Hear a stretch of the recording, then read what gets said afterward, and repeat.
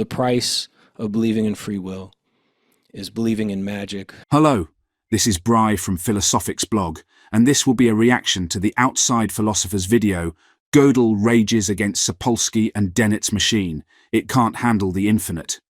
This is my first exposure to Outside Philosopher's channel. I won't be addressing Outsider's comments chronologically, and I hope I don't take him out of context or put words into his mouth. I enjoyed listening to his argumentation, and it felt prepared and organized. I feel he is sincere in his convictions. As I've mentioned, I feel some additional research into Sapolsky's and Dennett's underlying positions would have provided for a stronger foundation. I favor Steelman arguments over strawman arguments any day. In the video I am reacting to, Outsider critiques the debate between Robert Sapolsky and Daniel Dennett on the topic of free will and determinism. Then he adds his own color and finally injects Gödel's incompleteness theorems as a nail in the coffin. I may not even address Gödel. It depends on how long this response runs. Outsider rightly notes that in this debate, semantic accord is a problem. The concepts of determinism and free will are left undefined. However, had he read Sapolsky's latest book, Determined, or even his previous book, Behave, he'd have known this. Likewise, Dennett has defined his notion of free will in his book Elbow Room, as well as in others. I also agree with Outsider that Dennett did not seem fully invested in the debate. Not to be an ageist, but he's losing his edge. Myself, I've been following Sapolsky since his Why Zebras Don't Get Ulcers book, and Dennett since his New Atheists days with Dawkins and Harris. Let's look at some of Outsider's claims. I'll try to cite timestamps from his source video in case you'd like to validate context. What is determinism? Outsider defines determinism as follows. Determinism is that the present is the perfect expression of forces of the past, which will perfectly express themselves into the future. This is to say that the present is based on antecedent events. He continues, if determinism is true, reality is just like watching a movie on a DVD. Determinism is following the known laws of physics to a T at the price of having only one future that cannot be changed any more than you can change the end of a DVD. Let's focus on the notion of possible futures. This is a notion Outsider asserts without evidence. It's unfalsifiable. To this, I'll invoke Hitchens' razor. What can be asserted without evidence can also be dismissed without evidence. This won't be the last time I pull this card. Let's look at the past, present, and future from my perspective. The present is the only one of these temporal concepts that exists, notwithstanding the definition of existence. I'll sidestep that. The present exists now for an attosecond and disappears never to be seen again. The past is a sequence configuration of loci of former presents. The future is a fiction, an expected extrapolation of presents projected forward. Eventually this manifests, and it will become the past, so we'll continually reimagine new futures. But why should I accept the notion of possible futures? There is ostensibly only one future. If I have a choice to buy an ice cream cone in chocolate or vanilla, and I choose vanilla, that is the one future. Multiverse theories aside, there is no future where I choose chocolate in that moment. And did I choose vanilla because of free will? I did make a choice. Rather, a choice was made. But did I make it? Who is this I? Now we get stuck in a causa sui situation. I've discussed this before. Briefly, causa sui says one cannot create or be the cause of oneself. So the I, them, is not me. It's a compilation of genetic and social programming. As an idiomatic convention, I can refer to the notion of the self that potentially possesses this free will, but the self is merely another social construct. I don't mean to reduce a human to a mechanistic program, but this is an apt metaphor. This is Sapolsky's argument. Human action is determined by the biochemical state of their body seconds before making a decision. The state was determined by what happened minutes before that, which was determined, among other things, how I was socialized and acculturated. All of these follow genetic and epigenetic factors. His section on judges and sentencing, which was given even more treatment in Daniel Kahneman's Noise, is telling. People will rationalize post hoc that they did X or Y because of this or that. On the contrary, they are automatons. To come back around, I don't accept the notion of possible futures. This is a fiction we invent to support free will. It doesn't exist. This is speculation. There will be one and only one future. Playing what if an armchair quarterback won't alter this. Indeterminism and quantum events. Outsider doesn't address the indeterminism inherent in quantum uncertainty. Many determinists allow for this effect, but it still doesn't afford free will. This is to say that stochastic quantum events appear in our universe, as if from another dimension, and this alters the ending of the DVD Outsider keeps referencing. If I have a queue of dominoes with a left-right bifurcation, perhaps they always fall to the left. But if simulating a quantum event, I add another domino at the split, perhaps this will lead to both sides falling. The ending will have changed. In practice, it could be arranged that they fall only to the right after this amendment. Free will. Let's focus next on his definition of free will, where he says this. On the one side, you have free will, which believes that something stands outside of the causal laws and selects between possible futures. The price of free will is a belief in magic. Determinism believes that the present was inherent in the past and the future is inherent in the present, and that it's all one thing. Nothing stands outside of the causal laws, but the price of that is that there is only one future, just as there is only one past. Here we are back in the world of possible futures. I think I've already exhausted this topic, but let's look at the necessary belief in magic. Outsider is a Cartesian dualist. By inference, he not only believes that there are physical and non-physical worlds, but that these worlds are in communication despite any lack of evidence. Moreover, according to Sapolsky, there is no room for this intervention. I can feel Wittgenstein tugging on my collar, whereof one cannot speak, thereof one must be silent. If I have cascading dominoes, they fall as they do because of their arrangement. I don't need to assert some metaphysical cause, and let's say for the sake of argument that some metaphysical something is making these choices. Is this my free will, or is that external force making the choice? How is this reconcilable? We arrive again at a dead end. Free will is not the same as choice. A computer program can be programmed to make choices.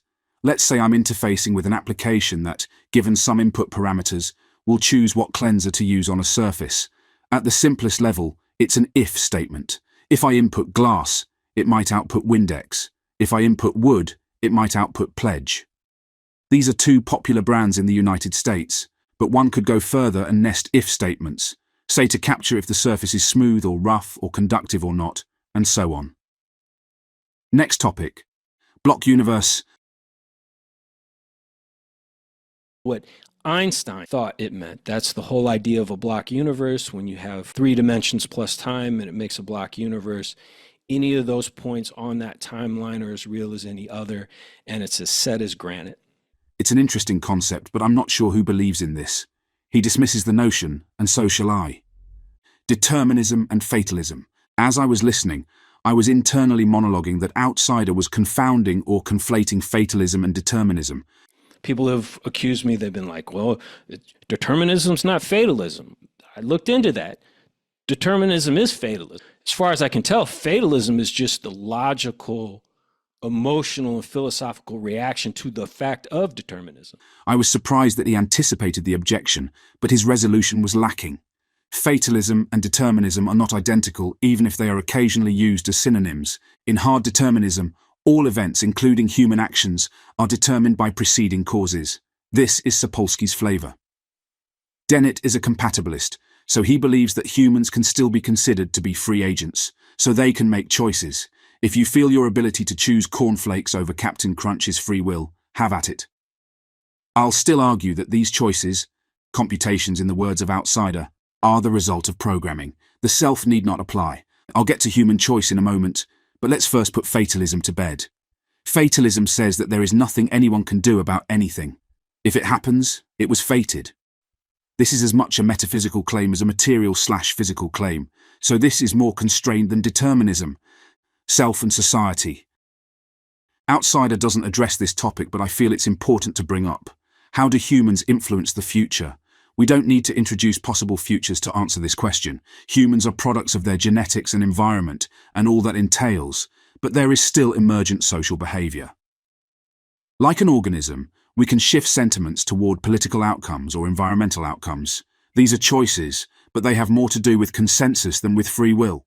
Societies and cultures morph over time, and we can decide to add or remove art from grammar school curricula. As societies, we can decide whether to support the elderly or the poor or puppies. This has little to do with free will, yet a change may alter the course of human history. One mistake many make is to assume humans are fundamentally individuals. I disagree. This is reductio ad absurdum. Humans are social animals. They don't operate well as individuals, and persons not otherwise acculturated aren't even capable of learning language in later years. This is a problem from the perspective of the West. I won't harp on it. Speaking of emergence, I feel that both consciousness and qualia can be explained in these terms, but I don't wish to descend into that rabbit hole at the moment. The finite and the infinite. In order to understand Gödel's incompleteness theorems, you must be infinite at your core. I'm here to tell you that you are an infinite being constrained to your body. People think there could be an infinite computer. No, there can't, because there has to be a machine outside that's doing the computing. There's always got to be something larger manipulating the computation than the computation itself. So the computation itself is always finite. And Gödel proves that any finite system cannot handle meaning. Under the guise of Gödel, Outsider claims that humans are infinite beings. He just makes this claim and uses it to defend the finite deterministic world. I'm not sure that he understands the various configurations of infinities. For example, there are an infinite number of intervals between 1 and 2 millimeters, but this is not some metaphysical claim with cosmic results. It's a bounded infinity, as much a limitation of language as anything else. As far as Gödel goes, we cannot fully know any domain with certainty. I agree. His uncertainty principle doesn't make any claims about meaning. Then Outsider pulls this from up his sleeve. All that is necessary for free will to exist is that there's something we don't know. And do we think we know everything? He's playing God of the gaps, but in this case, he's filling the gaps with free will. 'Cause why not? But one doesn't get to fill this uncertainty with magic or gods or souls, consciousness or banana peels. As much as the universe is deterministic, it is also probabilistic. Unlike the DVD analog, probability still comes into play. This is even before the indeterminacy of quantum theory. To get to the future, one must run stepwise through a sequence of presents. One can't simply find the 90-minute marker to see what's happened because it needs to have unfolded and emerged. This is also why determinism and fatalism are not mathematical identities. Fatalism might fit the DVD case. For determinism, especially when modified by quantum knowledge, the future is not precisely fixed, but modal philosophy aside, there is just one future, the one that eventually manifests. Outsider is grasping at panpsychic straws. In some views, the fundamental material of reality is consciousness. Bernardo Kastrup holds this view as part of his philosophy of analytical idealism. In this view, consciousness is ostensibly limitless and connects us all. Moreover, there is no life or death per se. Our bodies are figments that instantiate, birth, and eventually disintegrate back into the mother consciousness, death. When we are reinstantiated, we are formed from this fundamental consciousness, and some memories may persist, or not. If this is how Outsider perceives consciousness, so be it. I won't argue, I just don't happen to agree. Praise and blame. Outsider dismisses Sapolsky's position on praise and blame, but he misframes his argument.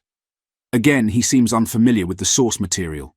A person born into a family, into a culture with a given genetic configuration doesn't deserve praise. For example, Mozart was a born musical genius who was a child prodigy. Sure, he may have practiced and improved, but that was a result of external forces and sentiment or constitution. Per the causa sui argument, Mozart was not responsible for being Mozart. He was simply born into a certain place and time under certain conditions. Speaking of possible futures, were Mozart to have been born today, everything else equal, who knows where he'd be?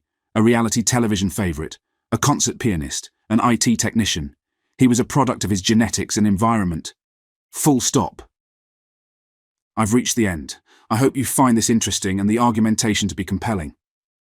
I'd be thrilled to read Outsider's comment on this critique. This has been Bry from Philosophics blog. Please like this video if you found it interesting and leave a comment. Did I get Outsider wrong? Am I wrong? I've got more philosophical content here on YouTube, as well as on my website at philosophicsblog.wordpress.com. Stop by and check it out. Cheers.